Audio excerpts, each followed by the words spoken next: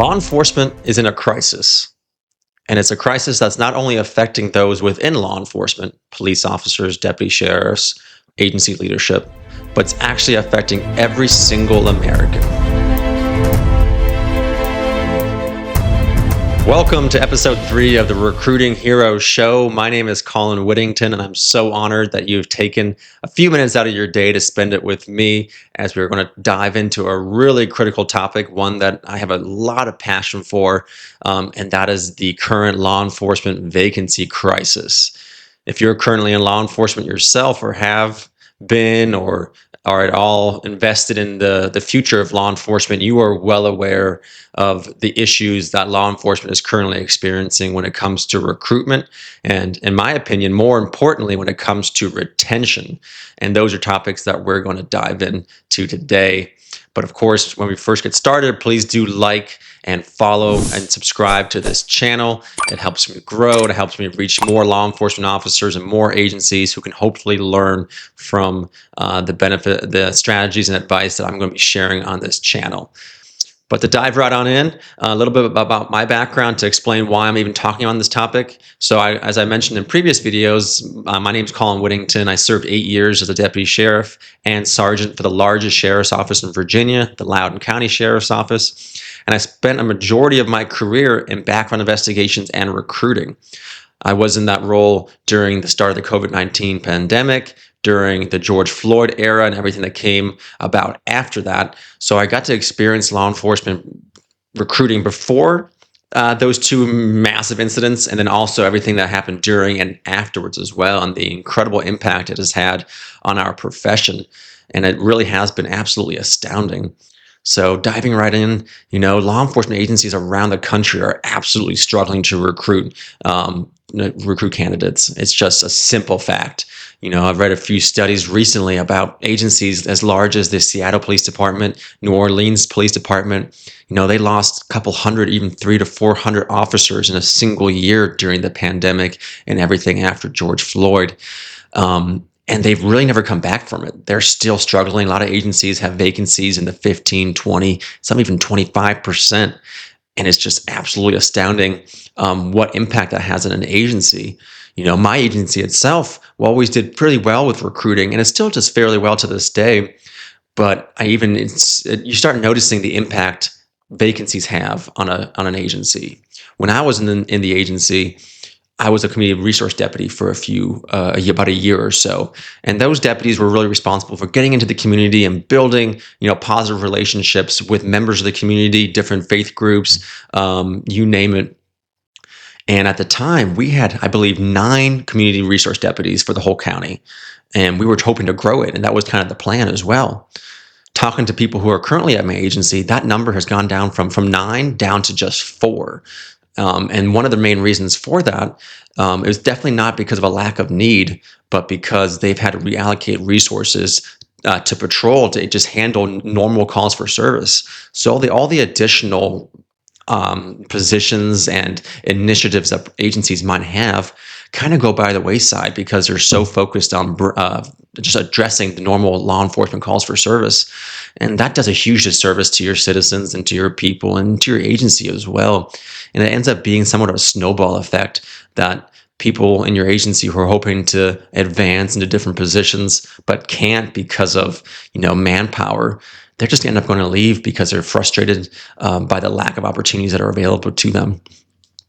But one big problem I noticed with recruiting in law enforcement, and that's really just a law enforcement problem in general, is that law enforcement is just so slow to adapt. Everything we ever want to do takes, months or years of discussion and research and considering, and it's just absolutely crazy. And that's especially true when it comes to recruiting. Like I said, I was in the position for numerous years, and I got to see agencies who did really well with recruiting, but many of them just do absolutely terrible with recruiting. And my current business, Recruiting Heroes, one of our services is actually helping law enforcement agencies with their recruiting and retention efforts. So I've worked with agencies all around America and seen the good, the bad, and the ugly. And it's pretty astounding. Some agencies out there are still using paper applications.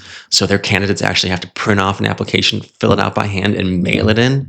What Gen Z or millennial has ever used a printer or had to use the mail before? These things really are just hampering your agency.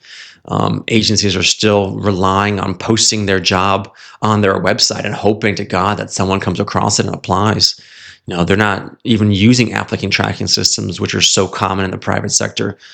So even if they do want to use Indeed or LinkedIn or other job boards to advertise their roles, their staff are having to manually go into each one of these sites to post a job, download resumes.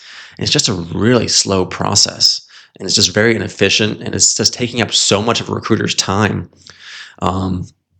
In the background process as well, you see agencies that take so long with their backgrounds.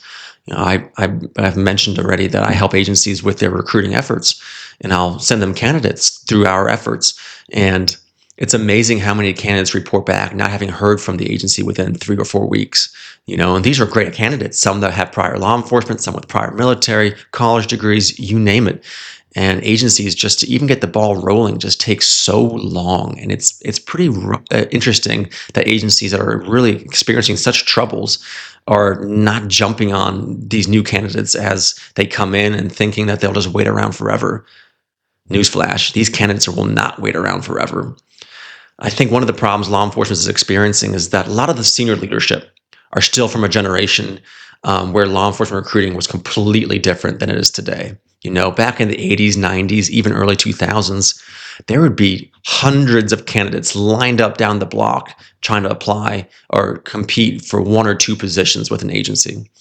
And those are the people who went through those processes are now the ones leading the agency. So for them, it is so hard to wrap their minds around the fact that law enforcement is no longer, the dreamed after career that it once was. And agencies have to now actually be very proactive in their recruiting. And they can't treat their candidates as just a number.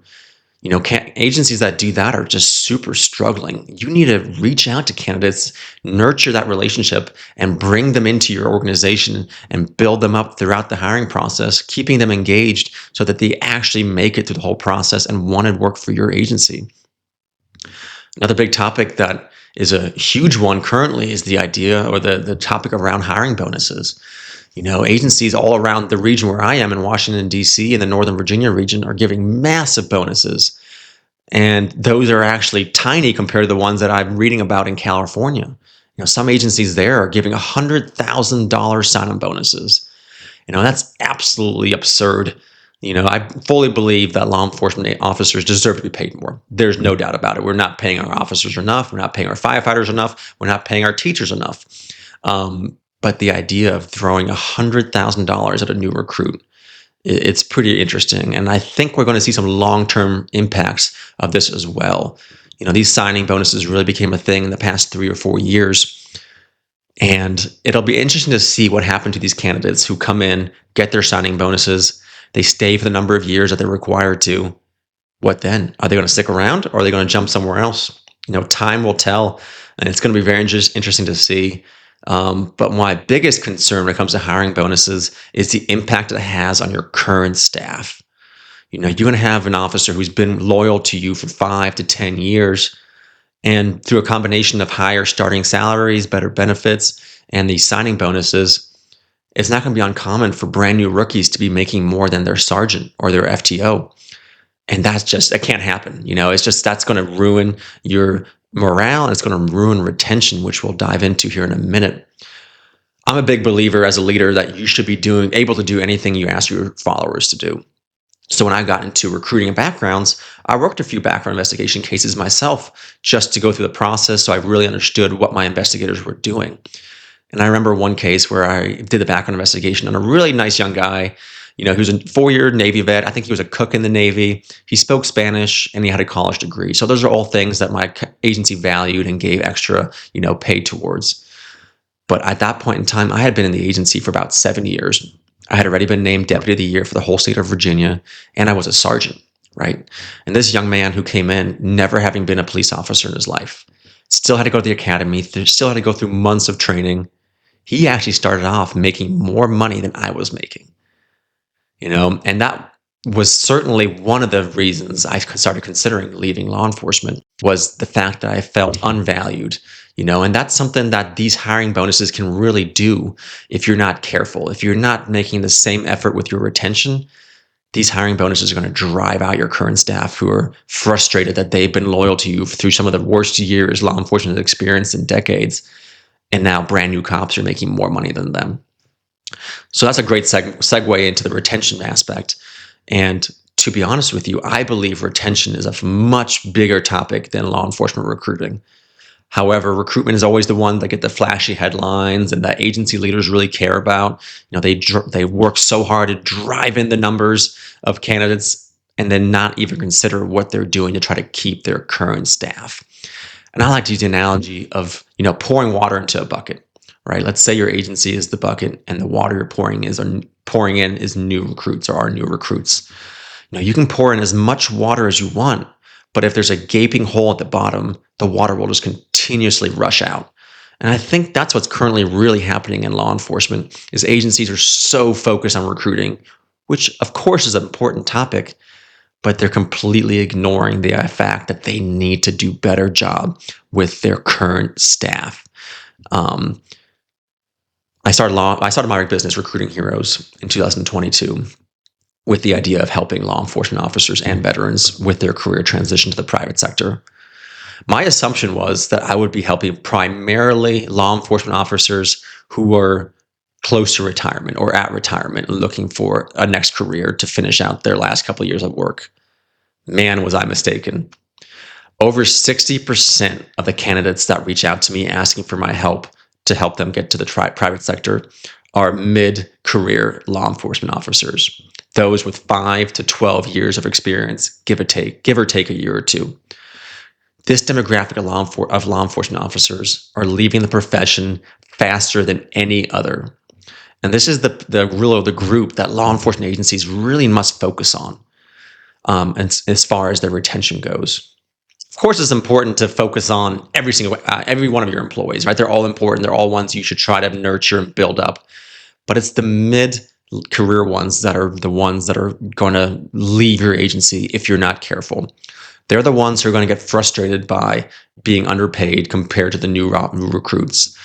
They're going to be the ones who are going to be really frustrated by the lack of career growth opportunities. I'm going to dive more into this topic in my upcoming book. It's called The Thinning Blue Line. It's coming out in February, so do make sure you check it out. Join my mailing list. You can go to whittingtonbooks.com or recruitingheroesllc.com and join our mailing list. Promise you I won't spam you with a bunch of stuff, but it's a great way to stay informed. But in that book, I'm going to talk about what agencies can do to really retain their staff. And a big focus on that is keeping the mid-career officers engaged and so that they feel valued and believe that they have a long-term growth opportunity with your agency. Now, a lot of that has to do with leadership. If you're a current law enforcement leader, you may not like to hear this, but I believe a huge part of the current vacancy crisis lies on your shoulders. Law enforcement leaders who are not visible to their troops, they're not honest with their troops, and they don't seek their troops' engagement, are the ones that are driving their people away in waves. This current generation of law enforcement officers, a lot of them are Gen Zers and millennials. These two generations, they want to work for organizations where they feel valued, they feel they have a voice, and they see long-term potential. The older generation valued those things as well, but for them, a steady paycheck, the retirement, pensions, all those things were more important to them, and that's what kept them around for 20 or 30 years. This younger generation, they don't value those things not quite as much, and they're willing to leave jobs, after only a handful of years if they don't feel they're getting the support or the opportunities from their leadership. So if you're a leader, you must make it an emphasis to be visible. Go to roll calls. Go on ride-alongs. Ask for feedback from your troops. And if you're going to roll calls and doing ride-alongs and asking for feedback, and all you hear is crickets, that probably means you haven't yet created an environment where officers feel free to express themselves without getting in trouble, right? One great strategy is ask for feedback, and as feedback comes in, at least consider it. Research those opportunities or those ideas and see what you can implement. even if they're not like the greatest things that are going to change your agency forever. If it's a small little thing, but it can make a few officers happy, if you can implement it in a reasonably financial way, in ways that aren't going to go against your general orders or other policies, try to implement a few ideas. Don't just do it for that one individual idea, but do it for the fact that you're going to be building an environment where other officers will now feel comfortable coming forward to express their opinions to you and to bring up more ideas. But if you're instantly shooting down ideas as they come up or not even asking for them, people are just going to stay silent. They're just not going to say anything. They're going to take their paycheck and they're going to start looking for jobs elsewhere. And that's not an environment that's going to help lead to long-term growth for the law enforcement profession or for your specific agency. So work on those mid-tier officers, be very transparent with them. Your promotional process and your transfer process should be very transparent. My agency liked to keep things relatively quiet and secret. They wouldn't announce the results of the promotional process, so you never knew how you ranked. When memorandums came out letting people know they were promoted or transferred, it was always last minute and no one ever knew it was coming. So that ended up leading to a bunch of gossip and people feeling insecure and nervous, and just wasn't a real healthy environment. So be open and honest with the entire promotional process, as well as the processes putting in for supplemental duties or specialty units. It's super important. You'll never fully get rid of the people that, claim there was biases or favoritism or whatever. But I promise you, if you keep things very secret and close to your chest, those rumors will spread like wildfire, and that will just hurt your morale in your agencies even more. Again, this is a massive topic. I could go into this for hours and hours, but I know you have other things to get to today, so we're going to keep it to just 17, 18 minutes or so. But do make sure you join my readers group on our websites. And also, if your agency is currently struggling, that's what my business does. We help law enforcement agencies around the country with their recruiting and retention efforts. So reach out to us, have us get on a phone call with you, and we can explain what we do to help with your recruiting efforts and your retention efforts. That way you can build an agency that you're proud of and one that can reach the goals that you've set for yourself. But for now, everybody, please do stay safe. It's a crazy world out there. Every single day, I feel like I see more stories of officers being shot or hurt. So I do hope you all stay safe. My thoughts are with you, and I thank you so much for your service and for checking out this channel. Do remember to like and subscribe to me, to our channel, and there'll be many more great videos to come. Bye, everybody.